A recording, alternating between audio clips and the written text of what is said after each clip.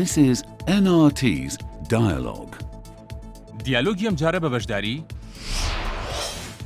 دکتۆر دەرباز محەممەد، وەزیری کۆچ و کۆچبەرانی عێراق، دکتۆر خەیروڵڵا بابەکر، وەزیری پێشووی بازرگانی عێراق، شوان محەممەد، ڕۆژنامەنووس. لەگەڵ ڕۆژنامەنووس توانە عوسمان. سڵاوتان لەبێت لە بەرنامەیەکی تری دیالۆگا پێتان گەشتینەوە. بابەتی ئەمەڵقەی دیالۆگ قسەکردن لەسەر ئەگەری پێگەێنانی یەکەم کابینەی وزاری لە عێراقا بەبێ ڕەزامەندی کورد. پێشەوەی دەستکەم بەم گفتوگۆیە با پێکەوە ئەم راپۆرتە کورتە ببینین. حەیدەر عەبادی دەیەوێت چاکسازی بکات لە عێراقدا، بۆ ئەوەش بەنیازە حکوومەتێکی تەکنۆکرات پێک بێنێت. بەڵام لایەنەکان بە ئارەزووی عەبادی ناخوێنن تا بە دڵی خۆی ئەو کارە بکات کە خۆی ناوی لێناوە چاکسازی. ڕۆژی سیوێکی ئازاری ڕابردوو عەبادی لیستێکی پێشکەشی پەرلەمانی عێراق کرد کە ناوی 14 کاندیدی پێشنیازکراوی لەخۆ گرتبوو. بەڵام بە پێشکەشکردنی ئەو ناوانە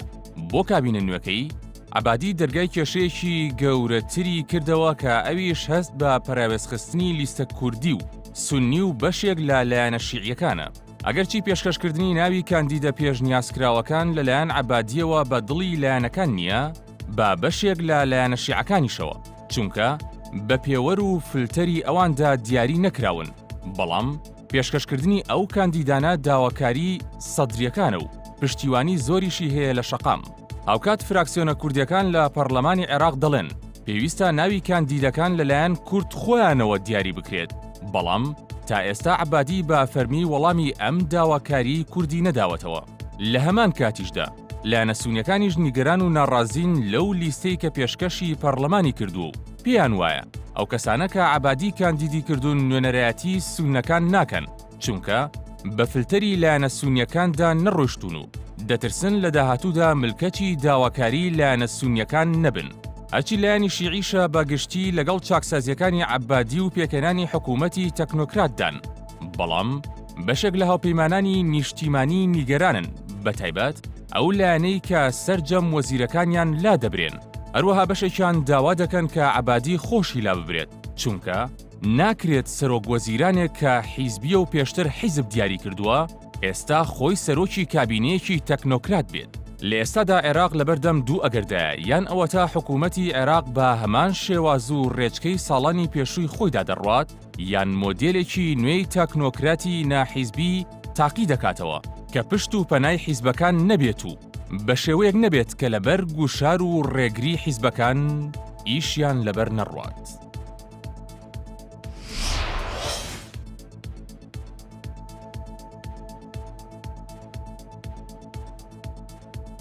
جارێت کە سڵاوتان لێبێ. کاگێ دەرباز، ئێستا عێراق لەبەردەم ئەگەری پێگەێنانی کابینەیەکی وزاریە بۆ یەکەم جار کوردیتیانە، با بڵێن ڕەزامەندی ئیجماعی سیاسی کوردیە. جنا ڕاستە دوو مڕەشەحی کوردیتیا وەکو کورد بودانێکیشان پاشەک شەیکرێک دانیتیامەوە. بەڵام بۆ یەکەم جار کابینەیەک دوور لە ڕەزامەندی سیاسی و ئیجماعی کوردی، کابینەیە کە مەسیحیتیانە، کابینەیە کە یەزیدیتیانە، کابینەیە کە تورکمانیتیانە، ئەفرەتیشتیە مەهایتایە وەفا. پرسیارەکە لەسەر ئەوەیە بۆ ئێمە دوای 12-13 ساڵ لە عێراقی نوێ گەیشتین بە قۆناغێک عێراق ناوەند بەغدابی لەوە بکاتەوە کابینەیەک دروستکە کە تەمسیلی مۆزاییکی عێراق نەکە. چی گوزەرا لەو ماوەیە بە کورتی ڕێی خۆتمان پێ بڵێ؟ وەڵامە بە کورتی نابێتشکی زۆر دوور درێژە. ڕاستەکەی ئەنی ببیر لەو بارودۆخە بکەیتەوە کە عەبادی تێدا تەرشیح کرا بۆ سەرۆک وەزیران، و بۆ بیر لەو بارودۆخەش بکەیتەوە کە لە ماوەی دوو حکوومەتی مالیکی و پێش مالیکی و سەردەمی مالیکی چی گوزەرا بۆی بگەینە ئەم نەتیجەیە. نەتیجەکە ئەوەیە کە لە بابە گشتێکەیە کە بەڕاستی حکم لە عێراق بەم شێوەیە ناڕۆبڕێەوە لەبەر ئەوەی لە هەموو مەلەفەکان لە هەموو ئاستەکان تێکدان هەیە، پاشەکش هەیە، بەرەو خراپی هەیە. لە مەلەفی ئەمنی داعشمان بەرهەمهێنا، یعنی عێراق داعشی بەرهەمهێنا. لە مەلەفی اقتصادی عێراق لە ماوەی 13 ساڵی ڕابردووە هەر اعتیمادی لەسەر نەوت بوو، نەوتیش ئێستا لە تەنێک نەوت لە تەنێک پەتاتە هەرزانترە، یعنی بۆی اقتصادی عێراقی وا داڕوخانووە. لە مەلەفی مافی مرۆڤ و احترامی پێکاتەکانی تر نە سونە ڕازیە نە کورد ڕازیە لە ئەگەر بەدیوێکی ترا سیرەکەی شیعەکان ژەڵن ئێمەش ناڕازیین یعنی ئێوان لە سونە ناڕازین ئەڵێ سونە بەشی زۆری پشتگیری داعشەکە لە کورد ناڕازین ئەڵێ کورد وەکو میوانێک لەگەڵ ئێمە هەردەقەیەک بۆی هەڵکەوێ واز لەم میوانیە هێنێ یاواز لەم شەراکەتە هێنێ ئەمە بارودۆخی پێش ینی ئەوەی کە ئەمێ بەرهەمێنە دێنەوە سەر حکوومەتەکەی ئێستای بڵێن سەرک وەزیران ئەم حکوومەتە هەر لە دایک بوو حکوومەتێکی مستەقر نەبوو چونکی لە دایک بوو ئەزمەی اقتصادی سەری نەوت داعەتە پێ زیاتر لە دایک بوو شەڕی داعش بەردەوامە یعنی زۆر بە قورسی و زۆر بە خەستیش لە دایک بوو سراعی نێوان کوتلی دەوڵەتی قانون بۆ پشت بۆ دژایەتیکردنی عیبادی ڕۆژ لە ڕۆژ زیاتر و سیناروی زیاتر و مەشاکلی زیاتر شارع و مزاهراتی شارع بۆی کە ئەم حکوومەتە ناتوانێت شتێک تەقدیمکە کە ئاستی بژێوی هاوڵاتی زیاترکە هەموو ئەم کێشانە بەردەوام بوو هەموو ئەم کێشانە سەرڕای ئەوەی کە خودی سەرک وەزیران هەمیشە لەو قەلەقیە ئەژی کە ئەو لەلایەن کوتلەکەی خۆیەوە مەقبول نییە کوتلەکەشی گەورەترین کوتلی پەرلەمانیە کەواتە تۆ سەرک وەزیران بی کوتلەکەی خۆت پشتگیریت نەکە لە هەمان کاتدا ئەو مەشاکلش لەگەڵ داعش و لەگەڵ سونەکانی ناو پەرلەمان و ناو حکوومەت و بەرامبەر بە کوردیش قۆناغێک نەڕۆشتۆتە پێشەوە بە مانای بەرەو پێشوونێکی باش بەڵکو هەر دێت و ئەڕوا بێەوەی چارەسەرێک بێ ئەمە هەمیشە لەو قەلەقە ژیاوە کە دەرفەتیان بۆ هەڵکەوێ ئەی گۆڕن و هەمیشە ئەمەشیانداوە بەگوێ ئێمە هەر دەقێک بۆمان هەڵکەوێتەوە گۆڕ یعنی ئەمە بە پەیام بە معلومات بەوە بۆیە ئێستا ینی لەو قەلەقیە ینی من لێ ناشارمەوە هەندێک جار سەرک وەزیران خۆشی نازانێت چی بکات یعنی بۆ نمونە یەکەم جاروتی من تەغییرێکی جوزئی مەوێ بە بەیانەکانی سیرکە بە ڕەئیە غێری ئەلامەکانیشی ئەڵێ من تەغییرێکی جوزئی مەوێ تەغییری شاملم ناوێت حتا لە تەغیرە جوزیەکەش باشە تۆ وەختێک وەزیری سینە ناوێ توانی پێمان بڵێ لەسەر وەرەقە بۆچی وەزیری سینە ناوێ نەوتووە نەبە دەمی وتوتی نە بە وەرەقە ئەینەوە پێ هەموو معلوماتەکە حتا گەیشتە ئەوەی کە مەسەلەن تا ئاخر دەقە وەزیری سادم ناوێ دوای ئەوە وڵا نا وەزیری ئەلفم ناوێت وەزیری ئەلفم بۆلا وەزیری ئەلف ئەسڵەن لە مەلەفێکی بەدەستە ئەو زۆر متەفاهم بۆ لەگەڵی و لەو مەلەفەش ینی پێشچوون هەبووە داکە بەرەوداوە نەبووە ینی مەلەفەکە بەرەو پێشەوە چووە ئەنی وەکو نمونێ بۆیە کار گەیشتە ئەوەی کە بڵێت من کوتلەکان بە قسەم ناکەن وەزیرەکانیان ناگۆڕن کەواتە من هەموویە گۆڕم ینی هەر لەوەڵ ڕۆژەوە خۆی بۆ ئەمە حازر کرده بوو کە سیڤی لە خەڵک وەرەگرت لە لیژنەیەک لە مەکتەبەکەی خۆی بۆی بتوانێت ئەگەر ئەمەیان نەکرا بتوانێت وەزارەتێکی غەیری منتەمی بەڵام لە تاریخی سیاسی هیچ وڵاتێکە نییە واز لە وڵاتە دیکتاتۆرەکان بێنە کە تۆ حکوومەت بێنی بەبێ ڕێی پەرلەمان های حکوومەت لە دایکبووی پەرلەمانە پەرلەمان باشە خراپە کوتلەکان باشن خراپن ئەمە ئەم مجتەمع و ئەم پەرلەمانەتوانێت ناڕازی بێ ڕێزەمەندی ناتێ ئەجا پەرلەمان ئێستا ئەو زەرفێکی مغلقی داوەتە پەرلەمان دوایە لە ئەلام کەشف بووە کە ئەم زەرفە مغلقەم ناوانەی تێدا بووە پەرلەمان تاوەکو ێستا تعاملێکی ڕسمی بە وەرەقە لەگەڵ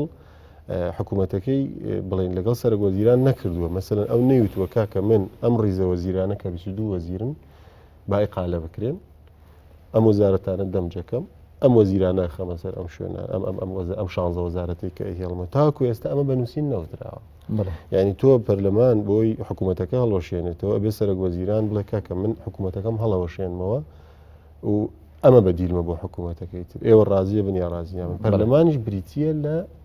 سێ پێکهاتی سەرەکی و بریتی لە ناو پێکهاتەکانیشە بریتیە لە ئارائی جیاواز ئەوەی کە نەوەک دەرفەتەکە بڕوە ئەوەی کە من تا ئەم دقەیەکە لە ئیتساڵان لەگەڵ سونەکان لەگەڵ شیعەکان و لەگەڵ ڕێی کوردیش و هەسحان کەس ئەم تەشکیلەیە پێ قبوڵ نییە هەر مناقەشەی ناکە بڵێ وڵا ئەم وەزیرە بوو ئەم وەزارەتە ئەبێ یان نابێ یعنی کەس پێی قبوڵ نییە بەڵام هەموویشی بەرەوەی پێنجشەم بۆ جومعی هاتووە بەسەرە هەمووشی نەهاتووە بێتە سەر شاشە هاوار بکە بڵێ قبوڵم نییە توێتی با ئەم دەڕۆژە هەیە گفتوگۆەکەین سەری ڕێی یەکترەکەین بەڵام ڕێیەکان ئەوەیە کە کەس قبوڵی نییە کاخێرەوە تەسەورەکەی ئەم تەشکیلەیە کە جارێ لەدایک نەبووە چانسیەوەی هەیە لەدایک بێ و بێ بە ڕاست وەڵام من پێشێکی هەر ئەو پرسیاری کە لە جەنابی کاکتور کرد من جواب بەرە و دوای من ئەڵەیەک وەڵامی تریشم ئەو بەشێ لە وەڵامەکەی لای خۆمان لای کووردە ڕاستە عەبادی پیاوێکە بەم جۆرە تەعاملەکە کە کاکتۆر باسی کرد بەڵام لایەنێکی گەورەی کێشەکەی لای سەرکردایەتی سیاسی کوردە کە دۆزی بەغا و کێشەکان لەگەڵ بەغا و بەشداری حکوومەت لە بەغا و بەشداری لە پەرلەمان لە بەغامانە من وای بینم بە پێی ئەمەلیانی وەکو شتێکی سانەوی سەیری ئەکەن و ئەو گرنگیان پێ نەداوانێ لەبەرەوە عەبادی هەرچی ئەیکا ئەم وەکو سەرۆکوەزیرانێکی عراقی وەکو فەردێکی عەرەب تەحەدێ ئەم شتانە ڕەنگە بەلای ئێمەوە ئەهمیەتی هەبێ بەڵام کە دێت سەر لایەنی دەستنیشانکردنی خەلەلەکە بەڕێی من وایە بینم خۆمان زیاتر خەتابارین کورد لەناو خۆمانە ئەوەی کە ئەیبینی لە گۆڕەپانی سیاسی کوردستان ئەیبینی تەبانین ڕێک نین و بەرنامەڕێزی ناو حکوومەت و پەرلەمان چی بەسەرات و ئەمانە ئەبینی ئەمە وای کردووە کە مەلەفی کورد لە بەغا ئەو گرنگی پێ نەدرێ و خەتای سەرەکی لە پشتگوێخستن و ئێمالکردنی کێشەی کورد لە بەغا من بۆ خۆمان ئەگەڕێن و زیاتر نەوەکو بۆ لایەنە عەرەبیەکان بۆ چارەسەریش ئەبێ کوردار پێش هەموو شتێک نۆماڵی خۆڕێخا دوای بچێتەوە بۆ بەغا لە سەرەتای دروستبوونی حکوومەتی عراقی لە دوای 2023ەوە کورد بە گوڕوتینێکی تر ڕشت بوو بۆ بەغا بەڵام ساڵ لە دوای ساڵ ئەبینی کورد گرنجەکانی بۆ بەغا کەمتر ئەکاتەوە بیر لە چارەسەری تر ئەکا و چارەسەرەکانی تریش خۆزگە بکرابە ینی باس ئەکرێ بە شێوازی تیۆری باز لە کۆمەڵە چارەسەری دوا ڕۆژی ئەکرێت و مسایلی استراتیژی کە ڕەنگشتی باش بن بەڵام نە ئەمەیان حەسم ئەکرێ وەنە لەگەڵ بەغاش کێشەکان یەک لە ئەکرێتەوە بنسبت ئەم کابینە نوێی کە ئێستا لە دایک نەبوو و خەریکی چۆتە ناو پەرلەمانەوە من وایە بینم ئەمە لە پەرلەمان تووشێکی کێشێکی گەورە ئەبێ و ڕەنگە لە ناو پەرلەمانە لەبار بچێ و مەسەلەکە بەسەر عەبادی خۆی ئەشکێتەوە و احتیمالی زۆرە ئێستا ئەو ئەڵێ کابینەکە هەمووی گۆڕم بەڵام کابینەکە احتیمالی زۆرە لە 1-2 هەفتەی ئایندەدا قەزیکە بەسەر عەبادی خۆی بشکێتەوە داوای گۆڕانی خۆی بکرێت. هۆکاری ئەگەری شکستێنانی چییە؟ خۆی ئەم کابینەی کە ئەم ناوانەی کە کاک دکتۆر باسەکە لە زەرفێکی داخلەدایەتی بە پەرلەمان بە ڕێککەوتنی نێوانی کوت لە سیاسەکان نەیکردو تەمان بەڵام فشارێکی زۆری خیابان و سەدر و حەکیم بۆ لایەنەکانی تری تا حەدێک ڕەنگە ڕازیکردن بەڵام ئەو ڕازیکردن نییە کە ئەمان ئەیانەوێ بەنمونە دەوڵەتی یاسا و کورد و فەزیلە ئەمڕۆ ڕێی خۆیان بەوازحی دەرکردووە بەدر کورد یعنی ئەمانە هەمووی پێکهاتن لە ناو پەرلەمانە و ئیشەکەن بۆیە من وای بۆچم کە بەسەر عەبادی خۆیان ئەشکێتەوە و خۆی زیانیتیا ئەکا و احتیمالی زۆرە کە بێت سەرەوەی کە خۆی داوا بکرێت خۆی بگۆڕێ و ئێستا ئەم دەنگانە پیا بووە لە ناو لایەنە سیاسیەکان و ناو خیابانیشان ینی لە خۆپیشاندانەکانی دوێنێ ئەو دەنگە هەبووە کە ئەبێ عەبادی خۆشی بگۆڕێ ئەمێنێتەوە ئەم حکوومەتە ئەگەر تەشکیل بوو ئایا سەرکەوتو ئەبێیانە ئەمە پرسیارێکی ترە ئەکرێ مناقشی دوور درێژی لێ بکرێ بەتەنها بە گۆڕینی وەزیر کابینەیەک بگۆڕی حکومت نابێ بە تەکنۆکرات و ئەم وەزیرانە ئەبێ دەسەڵاتی ئەویان هەبێ پێکهاتەی هەموو حکوومەتی عراقی لە زاخۆ بۆ فاو و لە چوکترین دایرە تا ئەگاتە گەورەترین دایرە هەمووی بگۆڕن ئەو کاتە حکوومەتی تەکنۆکرات دروست ئەبێ ئەو حکوومەتی کەوا خەڵک خەونی پێوە بینێ. بڵێ کاکشان وەزعی عێراق یعنی ئەگەر سێریکەی وەکو مراقبێک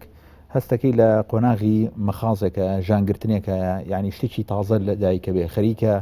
لە قۆناغێک بۆ بڕێتەوە بۆ قۆناغێک کە ینی میلەت هەستاوە مزاهراتێ زۆربەی کردە خزمەتگوزاری و هینەکان وەزعیان لە پاشەکشیایە بەهۆی زەختی حربەوە بەهۆی فشاری ئابووریەوە پێویستەکە ینی کۆی دام و دەستگا و ئیشکردن و با بڵێن مۆدیلی ئیدارەدانی دەوڵەت دەستکاری کرێ ئێستا بۆنی جۆرێک لە ژانگرتن هەیە بە قۆناغێکی تازەوە هەفتەی پێش و پێنجشەمەی پێش و بە پێشکەشکردنی ئەو کابینەیە بدایەتی ئەومان بینی کە ڕەنگە شتێکی کە دروست ببێ ئەم جارە حکومەتێک دروست ببێ حکومەتی ئەقلیەتێک لە باتی و حکومەتە محاسەسە حیزبیە و پێکاتەیی کە جاران هەبوو بە تەسەوەری تۆ ئەم جموجۆڵەی کە لێراقە ئەگا بەچی ئەگەر ئەمەش شکست بێنەوەکو برادران باسییان کرد خۆ هەر بێ شتێکی کە بێتە دەرەوە ئەزانی ئەگەر ئێمە سەیری بارودۆخی عێراق بکەین و ئەو قەیرانە هەمەلایەنەی کە ئێستا حکومەتی عەبادی تیاژی من پێم وایە ئەمە بەشێکە لەو ئەزمەی کە ئەزمەی حکومە کە لە مەنتیقەکە هەیە يعني أو أزمة حكومش بتصوري من بشيشي أقرأ تواني بو أو مدبق قوة الشيعة والسنية لمنطقة إيشكا ودرفتي بو هيج حكومتي بان حزبي توكنوقراط نيشر تواني واتي إما للحظية كاجين كأمشي ولا حكمراني وكو كاك الدكتور درباس باسي كت جيشتو بن بس تشل روي أبوليو جيشتو بن بس تشل روي سياسي وتشل روي مافي مروفو تشل روي أو دوسيال بسيراواني كچند صالة دوي روخاني بعث عراق بيوين عليه ئێمە کەواتە لە بەردەم قۆناغێکین ئەو قۆناغا سەرەتایشی تازە لە ئارایە بەڵام ئەم سەرەتا تازەیە کراوەیە بۆ دوو ئەگەر کراوەیە کە ئەوەی ئێمە بتوانین بە سیستەماتیک و هێمن بچێتە پێشوانێ و کراوەشە بۆ ئەوەی کە بێتە فەوزایەک و پشێوێکی گەورە لە عێراقا لێرەوانێ ئەمە بگەڕێمەوە سەر ئەو قسانەی کاک دکتۆر من بە بۆچوونی من ئێمە کورد ئایا ڕوئیامان چی بێ بەرامبەرەمەی بەغا ئایا لە مەسلحەتمانە شەڕ و فەرتەنە و پشێوی بێ یاوەخود لە مەسلحەتمانە ئاشتی بێ من بۆ خۆم قەناعەتم وایە لە مەسلحەتمانە ئاشتی بێ لەوانەیە قیادەی سیاسی یا حیزبە سیاسیەکانی کوردستان بە عەلەنی نەڵێن کە ئێمە لەگەڵ ئەوین کە بەغا پشێوی تێبکەوێتوانە بەڵام لە ژێرەوانە لەوانەیە پیان خۆش بێ وا هەست بکەن کە ئەمە دەرفەتێکە بۆ ئەوەی کە کوردستان جابێتەوە من ڕێک پێچەوانەکەی بینم ڕێک پێچەوانەکەی بینم بارودۆخی بەغا چەند هێمن بێ چەند ئارام بێ ئەوەنە باشترە بۆ کورد نەکرد بۆ کوردیرە بۆ کوردی پاچەکانی تر چونکە ئێمە لە دوای دەست بڵین قانونی داری دەوڵەی موقەتەوانێ و لە دوای ئەوە دەستورەوانێ تاقە وڵاتێکە کە لە منطقەکە کوردستانی بەسەرادا بەشکراوە مافی کوردی تیاپارێزاوە لایەنەکان بەشیشی زۆران تەفاومی و وەزعاکەن ئەومان بیر بێ کە تێکچوونی باری بەغا یعنی تێکچوونە بە ئاراسیی تونڕەوی کە بە ئاراسیی تونڕەوی نییە هە لەگەڵ شیعە و سوننە لە ناوخواانە تونڕەویە لەگەڵ پێکاتەکان تیشا بە کوردیشەوە دێتوانێت بۆیە حەقەیە کورد وا بەلاموسەلایی سەیری نەکا کە ئەوە بچنەوە یا نەچنەوانێ زۆر کێشە نەبێ یاخود لی گەڕێن بارودۆخی عێراق تێکچێ حەقەیە دەوری زۆر چالاکیان هەبێ کۆن من بیرم دێ حکومەتی مالکی لە هەولێر دروست بوو و ئێمە ئەبێ ئەو دەورەمان هەبێ کە ئەگەر سپێنە پلانیشمان هەبێ بۆ جیابوونەوە دەورێکمان هەبێ لەوەی کە بارودۆخی بەغا بارودۆخێکی ئارام بێ ئارام بوون جێگەی کوردی بۆ جیابوونەوە زیاتر تیاکرێتوانێ بەڵام ئەگەر پشووی بێ بۆ تونڕەوی و بۆ شەڕ کە سپێنی ئەخی ئەمە بگرێتەوە تیا بێتوانێ بەڵێ بەسەمە ینی وەکو تەمەنیات وەکو ئومێد باسەکەی بەڵام پێ دوایە چییە گوزەریان ئەگەرمە شکست بێنێ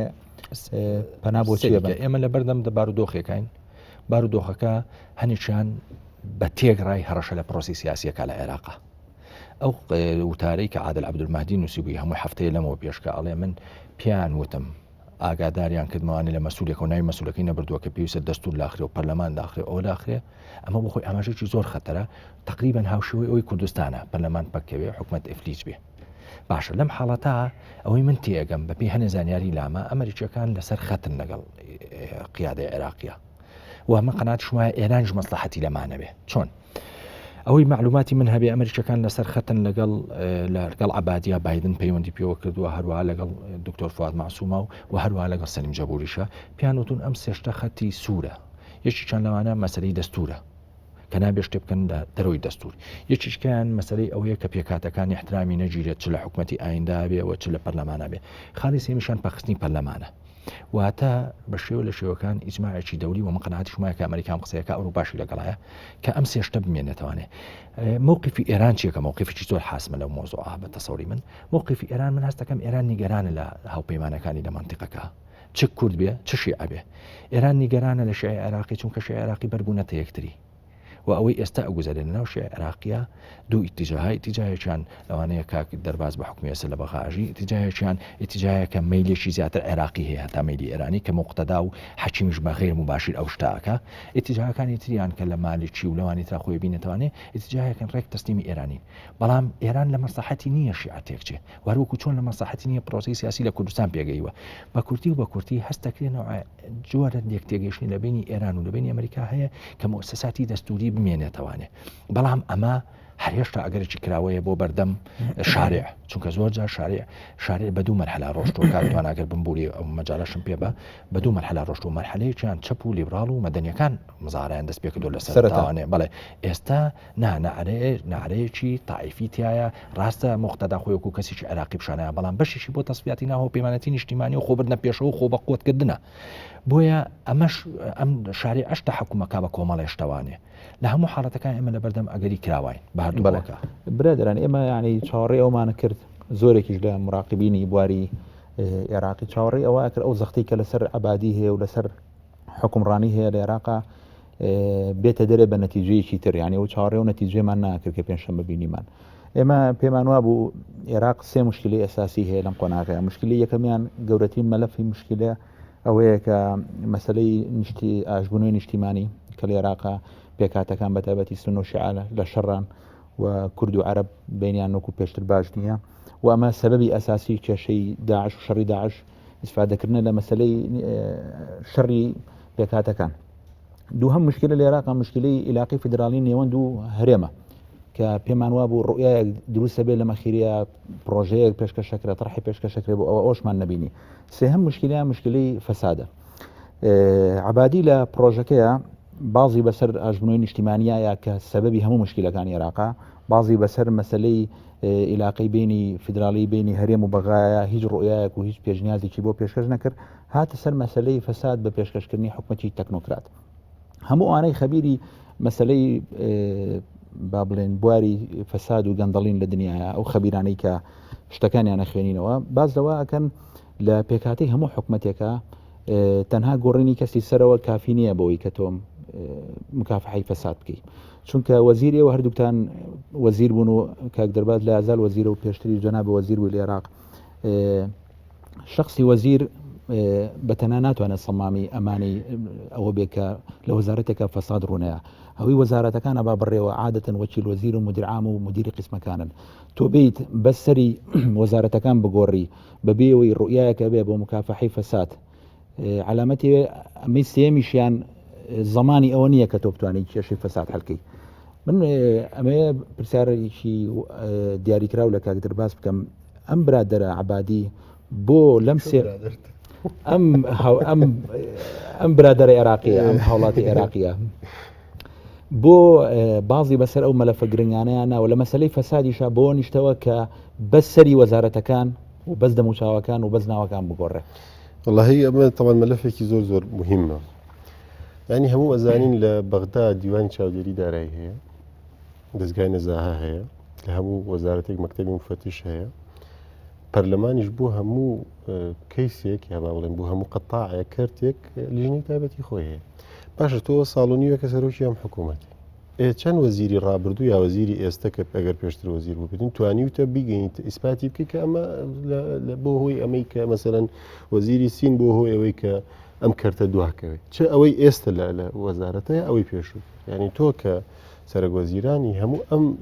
دەستگایانە خزمەتی جیهازە تەنفیزیەکەگەن کە سەرۆکوەزیران سەرۆکیتی بۆی ئەم مەسلەیە ئەمەندەی مەسلەیەکی ئیستیهلاکی و عەلامی و بۆ ئیسقاتی سیاسیە ئەوەندە نەتوانراوە منەڵێم نەتوانراوە ئەنجا کێ ناتوانێت سیستیمەکە یارمەتی دەرنیە سیستیمەکە یارمەتی دەرە بۆ هەموو لادانێک بەڵام سیستمەکە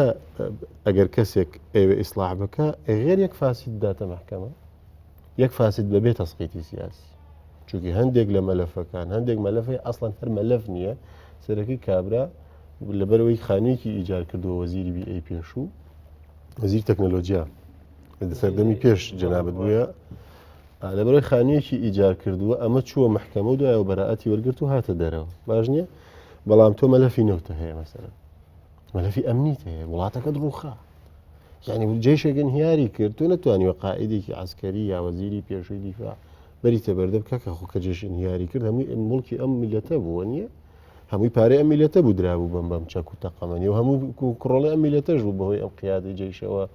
ئەوەی بەسەر هات کە بینیمان ینی ئێستاش بڕۆ کەس جەنازەکانیش نادەزێت بۆی ئەم مەلەفە ینی مەلەفێکە گیراوە بەدەمەوە بەڵام یەک ئیشی فعلی لەسەر نەکراوە و هەموویشی ئەڵێ کاکە دەوەرن دەیڵە فەرمون کێ فاس دەبی بە نەبەردەمداکە ئەمەیەک دوو مەسەلەی تێکچوونی وەزە ئەمجا دێمە سەرەوەی ئەکید ئیسلاح بەمە ناکرێت ینی ئەکید تۆ ئێستا باشترین وەزیرەکانی ئەمریکا و بریتانیا بێنە بڵێ وەرە ئیدارەی ئەم حکوومەتە بکە ناتوانێت لەبەرەوەی تۆ ئێمە ڕۆژانە کاکتۆر تەمان 4 ساڵ بۆ تەجروبەیە تێپەڕگە جارێ لەسەر فارزیەک و نقطەیەک پرۆژەیەک پەکێکەوە لەوە لە قانونەکە وان نووسراوە تەوێ قانونەکە بگۆڕی ساڵنیە 2 ساڵی بێت ئەجا تا پەرلەمان تێگەینی ئەم قانونە بگۆڕی بۆ ئەم مەلەفە باشە و خەڵکی سفادەکە دەورەی پەرلەمانی تەواو بێ و 4 ساڵەکە تەواو بێ و یا قەرارێک یعنی بن لێت ناشارەوە من ساڵنیوەکی ڕاکە لەم حکوومەتە تاوەکو ئێستا نازانی سیاسەتی ئەم حکوومەتە بۆ نیشتەجێکردن چییە وتوانێت چی بکات باشە هاوڵاتی بەسییت لە ماڵی خۆیەوە چی داوە لەوەی من وەزیرم یا کاکتۆر وەزیری جناب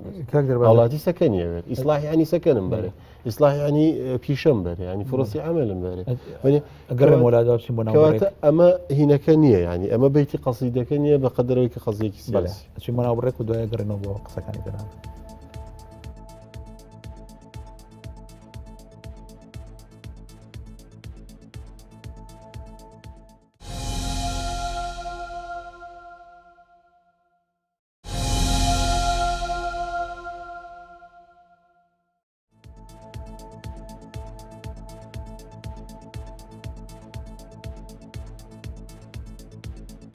جاریش کە سڵاوتان لێبێ بەردەوامی لە گفتوگۆکەمان کاک دەرواز پێش ناوڕەکە هەندێک قسەت ما بوو حەزەکەم تەواوی بکەی. وڵای من تاقیبان لەسەر قسەی کاکشوان کە ئەگەر وەزا لە بەغا تێک بچێت لە بەرژەوەندی ئێمە نیە بێگومان ئێمە وەزا لە مووسڵ و ئەنبار تێک چوو بوو بە شەڕ بۆمان و هەزارن شەهید و بریندار و ماڵوێرانی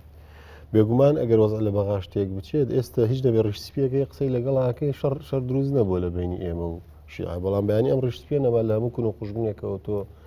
ناوچەی هاسوونورت هەیە و بەرژەوەندی هاوبەشت هەیە و هاتوچۆیەکی کۆمەڵایەتی و بازرگانی و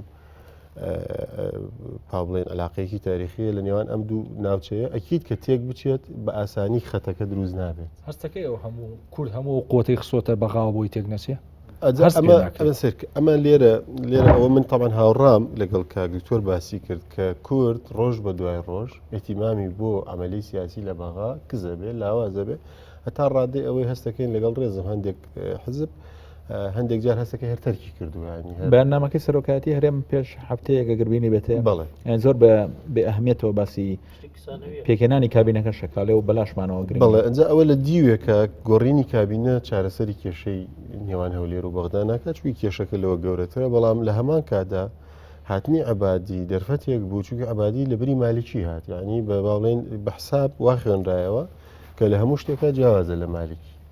ئەچەنم کاتی خۆی کە تەکلیف کرا مەقالەیەک نووسیوە ڕێک نووسیوە نووری لە عەبادی عنوانی مەقالەکە یعنی ئەمە بەس هەرچیان تەواوکەری یەکترن لەبەرەوەی ئەمە مەدرسەیە یعنی مەسلەی سیاسی لە عێراق لە ناو شیعە بە مەدرسەیە پێگەیشتووە مالکی تەمسیلی مەدرسەیەشی کردووە کە مەدرسەی حزبی داوەیە و لە بۆ بەرژەوەندی شیعە ئیشەکە ئێمە مەسلەی هەرێم و بەغدا پێکدادانێکی قوڵە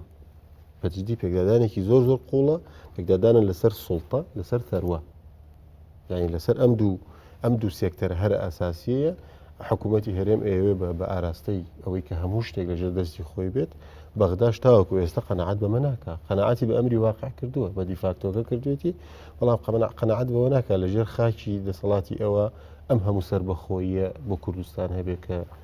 کە ئێستا هەیە مەسەلەی تێکچوونی وەزع ئەمە ئەوەی ئەخوێنینەوە هەتاوەکو مەرجعیەتی شیعە هەبێ لە نەجەف و لە کەربەلا ئەم وەزعات تێک ناچێت یعنی هەموو یاریەکە لەژێر سەقفێکایە ئەو سەقفە نەڕووخاوە هەر کاتێک ئەگەر پێکدادانەکە گەیشتە ئەوەی کەس احترامی ئەو سەقفە نەگرێت لە ناو ماڵی شیعە بێگومان ئەو کاتە ئەبێ لە تێکچوون بترسین کە ئێمە ناترسین ینی سەردەمی علاوی باشە هەن لە ناو شیعە بوو پەلاماری تەوژمی سەدریان ناو شڕێکی زۆر قورس بوو دوایەوە ئەوان چەندین مەقەڕاتیان لە باشوور گرت و هێشتا هەیمەنەی و ڕەئی مەرجعیت بەو شێوەیە جێ خۆی نەکردبووە هێشتا جێشی ئەمریکی لە ساحەکە بوو بەڵام ئێستا ئەوەی ئەبینێ هەر ئیشارەتێک لە مەرجعیتەوە بێت کەس ناتوانێت لێی لابدا لە ناو ماڵی شیعە لەبەر ئەوەی با بڵێن ئەو سەقفەیە کە هەمویان قەنەعەتیان پێێتی عەفو فەرموویت کرد من بۆ ئیزافەی قسەکانی کاکتۆر لە دوای 2003 تاکوی ئێستا شیعە سەلمانی لە عێراقە کە لە بەڕێوەبردننی دەوڵەتە سەرکەوتون نین بە کۆمەڵێ هۆ پێش 2003 عێراق بە زروفێکا ڕۆژوو لە 79 بۆ 2003 بە کۆمەڵێ بارودۆخی سیاسی و شەڕی گەورەیە وا ڕۆشتووە کە کاولکاری و وێرانێکی زۆری بەجێهێشتووە لە شەڕی 79 بۆ 1970 عێراق و ئێران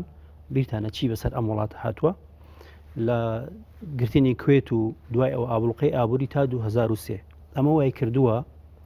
پێکهاتەی حکوومەتی عێراقی هەمووی بە بارودۆخێکی ئەوە نەقورسا ڕۆشتووە ئەوەی 2003 حکوومەتی نوێ حکوومەتی شیعە حکوومەت بدایەتە ئەمریکیەکان بریمەر وەرەگری دوای ئەو ئەوەنەی تریشی عراق تێکدا بە کۆمەڵێ یاسا کاکتۆر وەزیرە و ئەزانەیە کە بریمەرچی کردووە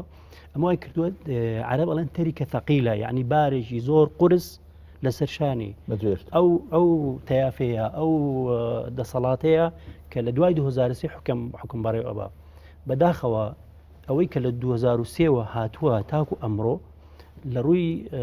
تەکنۆکراتی لە ڕووی میهەنیەوە لە ڕووی شارەزایی لە دەسەڵاتەوە بەڕێوەبردننی وڵاتەوە ئەوەنە بتوانە نەبوون بتوانن هەم وڵاتە وێرانەکە چاک بکەنەوە و هەم بە شێوەیەکی نۆرمال بڕۆن بە پێچوانەوە من وای بینم لە هەنێ لایەنی جەرائیم ومانە لێ دەرکەی باقی تری لە حکوومەتەکەی پێش 2023 باشترین خراپترن ئەمە وای کردووە کە ینی مرۆڤ ڕژبین بێ لە داهاتووی ئەم حکوومەتە عبادی بۆ یەکەم جار کابینەی شێناوە تەشکیلەیەکی تەکنۆکراتێناوە کە هەموو وەزیرانە خۆیان مختصی ئەو بوارن کە پیانەسپێر پرسیارەکە لێرەیە پرسیارەکە گرنگی گۆڕانکاریەکە لە چیا دەرەکەوێت ئەگە تۆ بێنی بەس سەری حکوومەت وەزیرەکان گۆڕانکاریان تیا بکەی و خوارەوە ئەو پێکهاتی کە وتم لە 79 بۆ 2023 هەر کەسێ لە کولێ دەرچوو بێ بیرەکان لەسەر کردووە و نردوێنە بۆ قادسیە هەر کەسێ لە پەیمانگە دەرچووە بە هەمان شێوە تاکو 1970 فەرمانبەری عراقی نەچوە دەورە ببینێ لە دەرەوە فێری مەسایلی پیشەکەی خۆی ببێ لە بواری کارەکەی خۆیدا سەرکەوتوو بێ بەرەو پێش ڕۆشت بێ لە 79 بۆ 1970 سەیریکە گەنجی عراقی هەمووی خەریکی شەڕ بووە لە 1970 شەوە 2 ساڵێک و چەند مانگەی سرحەتی کرد جارێکی تریش چووە فێریان کردووە ینی مۆزەفی عراقی فێر بۆ چۆن بچێ وڵاتی تاڵام بکە چۆن بتوانێت وڵاتێک کاول بکە لە دوای ئەوە بەهۆی هاوپەیمانان کە کوێ گیرا جارێکی تر لە نەوتەکان و تاکو 2023 فەرمانبەری عراقی فێری ئەوە بکە چۆن دەرگەی ماڵی خۆی بفرۆشێ و بەڕێژێر خۆی بفرۆشێ بۆ تەنەکە ڕۆین بۆ مناڵەکانی جا پرسیارەکە لێردا ئەوەیە ئایا حکوومەتی تەکنۆکرات بەم پاشماوە قورسە بەم هەموو کاولکاریە لە ناو دەواری دەوڵەت ئەکرێت من وەزیر بووم 4 ساڵ تەکنۆکرات بەدیلی بۆ هەموومەکی جارەبێز بزانێت من وەزیر بووم 4 ساڵ لە وەزارەتی بازرگانی عراقی فایلی هەر مۆزەفێ دەرەکەی مۆزەفە کۆنەکان فەرمانبەری کۆن فایلی هەر مۆزەفێ دەرەکەی بەداخەوە کۆمەڵی عقوبەی هەیە کۆمەڵێ مشاکلتێ بۆچی چونکە ئەم بارودۆخی بەسەر عراق وای کردووە خەڵک بگۆڕێ ڕیشکی بەرهەمی کەوتووە لە 2023 کە بریمەر هات حکوومەتێکی وەرگرتووە حکومڕانی وڵاتی وڵاتێکە کە ئەمە پێکهاتی مۆزەفەکانێتی ئەمە مدیرەکانێتی ئەمە مدیر عامەکانێتی ئەمە خەڵکە میهێنەکانێتی لە دوای 2023 بۆ ئێستا ئایا حکوومەتێک لە دوایەکانی عراق تا ئەمڕۆژ توانیویانە ئەم پێکهاتەیە بە تعبیەیەکی نوێ نۆرمال بکەنەوە بیانکەن و بە مرۆڤی ئاسایی و لە فەرمانگەکانیانە بەڕێک و پێچی دەوام بکەن و برە و بە دایرەکانیان بدەن نەخێر لە 2023 بۆ ئێستا خراپترمان کردو ئێمە یعنی حکوومەتێک لە دوایەکان بۆیە حکوومەتی تەکنۆکرات تەنها بەوە ناکرێتەوە بچی سەرقەپاغی حکوومەت کابینەی وەزارەکە بگۆڕی ئەمە پێی ناڵن حکوومەت تەکنۆکرات بە کابینەیەکی تەکنۆکراتە ئەگەر ئەو خەڵکانەی کە تەرشیح کراون تەکنۆکرات بن حکوومەتی تەکنۆکرات ئەبێ ئیشی بۆ بکرێت بە چەند ساڵ من ئەڵێن حکوومەتی تەکنۆکرات کاکە چۆن ئەبێ لە دایک ببێ ئەبێ زمینی سازی بۆ بکرێ حکوومەتی تەکنۆکرات بۆ ناکرێت کە مقتەدا سەدر و کۆمەڵی خەڵک بە میلیۆن با 2 میلیۆن تریش خەڵک بێتە سەر جاددا بەڵێ حکوومەتیشی شایستەمانەیە بخۆمە بۆ ناکرێتەوە بۆ وەڵامی بۆ ڕازیکردنی خیابان لە ماوەی شەو ڕۆژێکە زەرفێکی داخراوە بینی و مەزوعی نەبێت ئەمە تەکنۆکرات نییە تەکنۆکرات ئیش ئەوێت تۆ بۆ گەڕێرەوە سەر ئەو وڵاتانەی کە حکوومەتی تەکنۆکراتی پیادەکراوە ئەمریکا لە 1939مانە حکوومەتی تەکنۆکرات چۆن کردووە چەند ساڵ ئیشی کردو بۆ پێگەیاندنی کادری تەکنۆکرات دوای حکوومەتی تەکنۆکراتی دروست کردووە تەجروبەی سین بە هەمان شێوە لە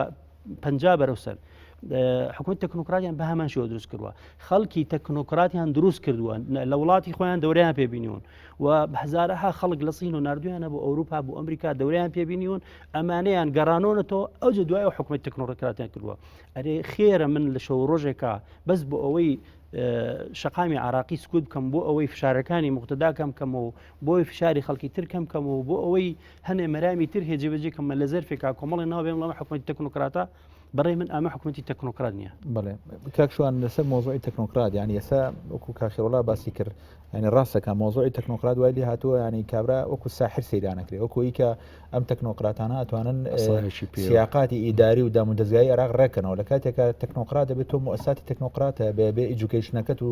وشیاری دامودەزگاکان تەکنۆکراتانە بێ بۆی بتوانانی لە هەموو مستەواکانە نەک لە وەزارەتێکا بەس وەزیرەکە تەکنۆکرات بێ و باقی وانە بێ. بەڵێ ئەزانی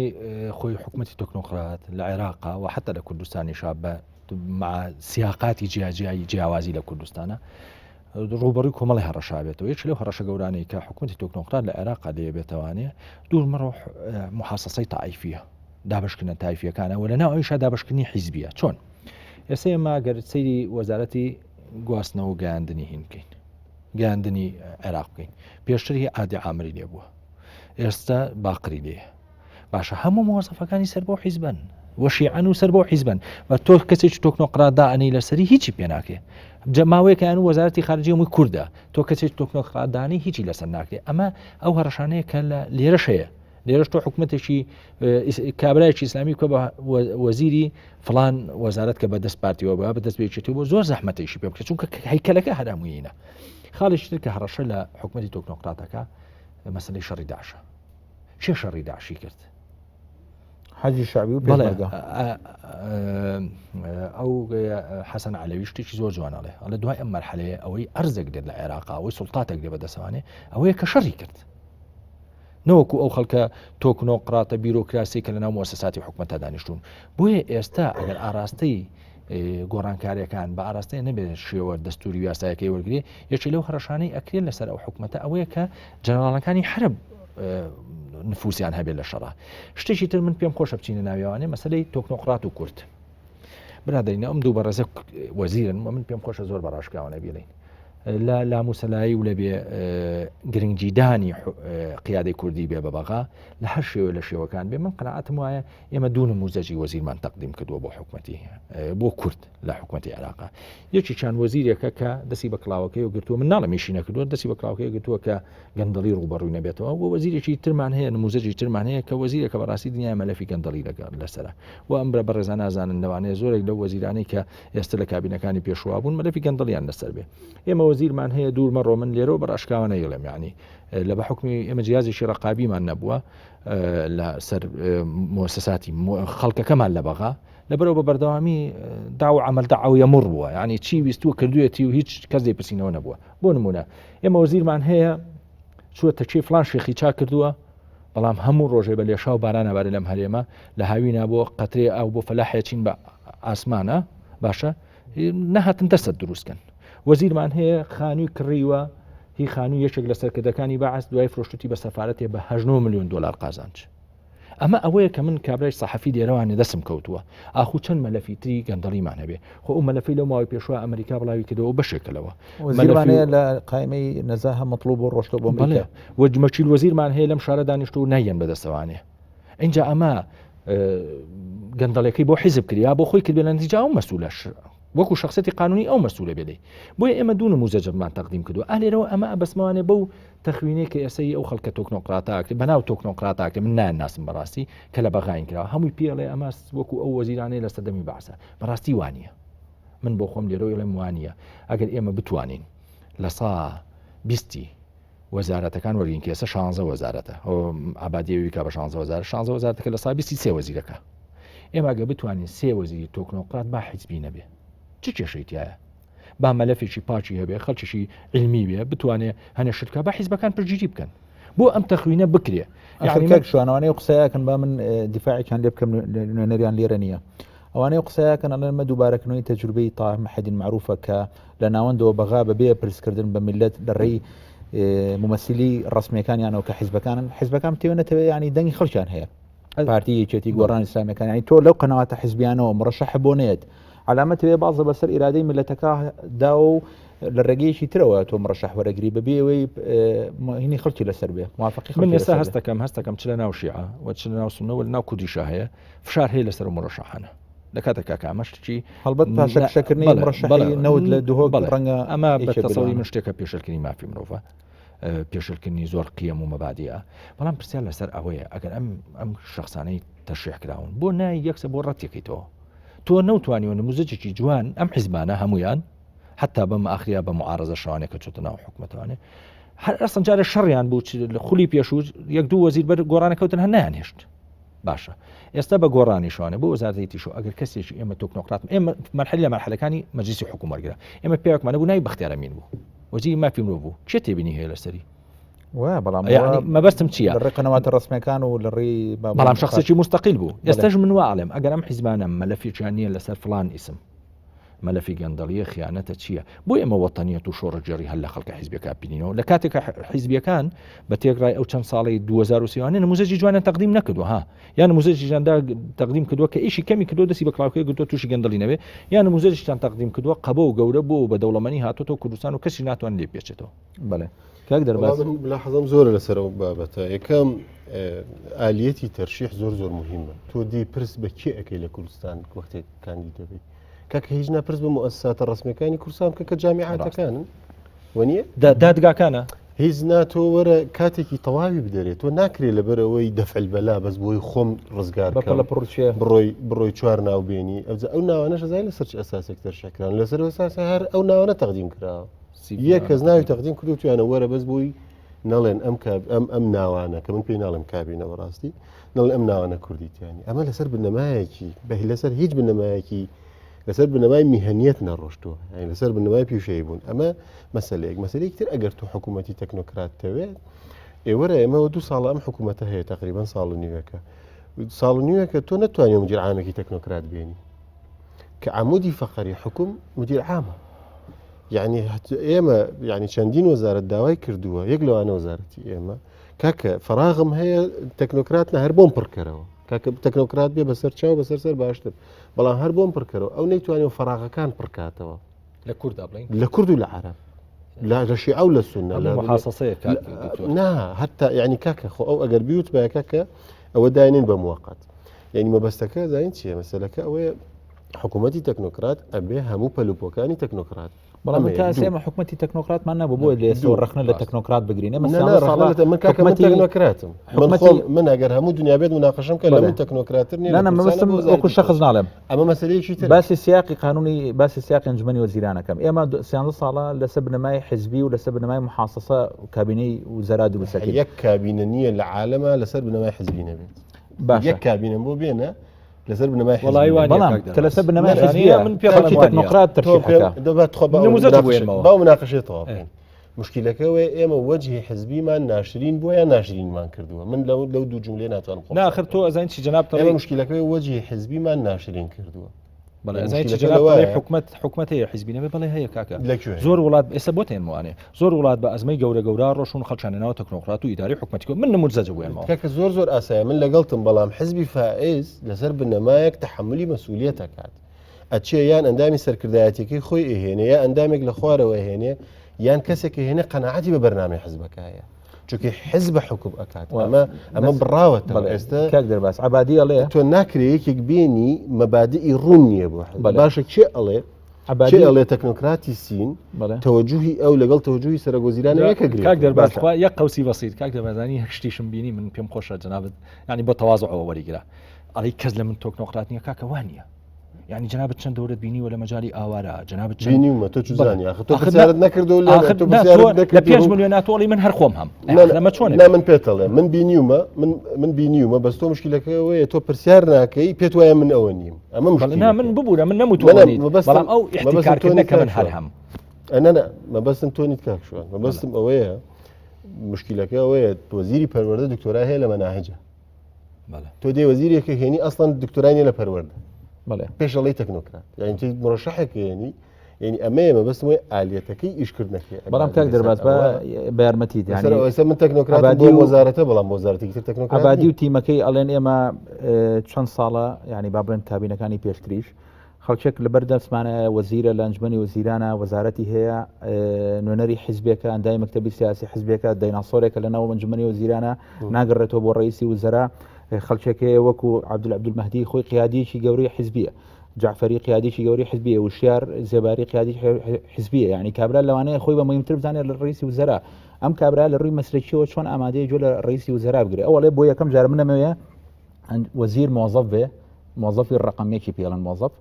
لە ئەنجومەنی وەزیرانە موظفی ڕقمێک بە لە ئەنجومەنی وەزیرانە پابند بێ بە بەرنامەی ئەنجومەنی وەزیرانەوە و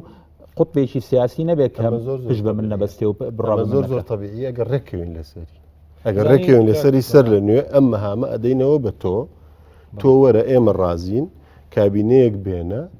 بە هیچ شێوەیەک ئینتیمای حەزبی نەبوو بێت ئەمە دیوە ئینتیما سیاسیەکەیەوە ئێمە ڕۆژی دوی مانگەم بەنامێت تەجیلەکەن چکۆ بەنامێ دواکەوێت با من ئێستا نمونە بێنمەوە من پێشۆی بێم بۆ بەنامەی پەیوەندیم کرد بە پەرلەمانتارەکانەوانێ ئەڵێ ئێستا کێشە لەسەر چی ئەڵێ ئتیجاهی نقاشەکە وا ئەڕوات کە بڵێ با حیزبەکان مڕەشەحدانن ئەو لەواچە پێچێ و لیستە هەر بخرێتە لاوانێ بڵێ با حیزبەکان مڕەشەحدانن بەڵام خەڵکی تۆکنۆقرادانن ئەستا کێشە لەسەر چیە کێشە لەسەرەوەی کە من قەنەعەتم وایە و ئەمە نیقاشە یعنی من معلوماتەیم کێشە لەسەرەوەی باقرجە بر ئەبێ بمێنێتەوانێ کێشە لەسەرەوەی شارستانی بمێنێتەوە کێش پارتی کێشەی لەسەرەوەی وشارزێباری بمێنێتەوە لە وەزاری دارایی نەوەزاتی چی ئەمە ئەم نموزەجە بە تەسەوری من ناماگەێنێتە نەتیجە ئەزانی کاکەین ئەمە جەدلێکی بەڕاستی جەدلێکی گەورەیە یەکەم تۆ دێی حزبێک کاندیدێکەکە بە سەرک وەزیران بەڵام حزبەکانی تر بۆیان نییە کەسەکانیان بکەن بە وەزیر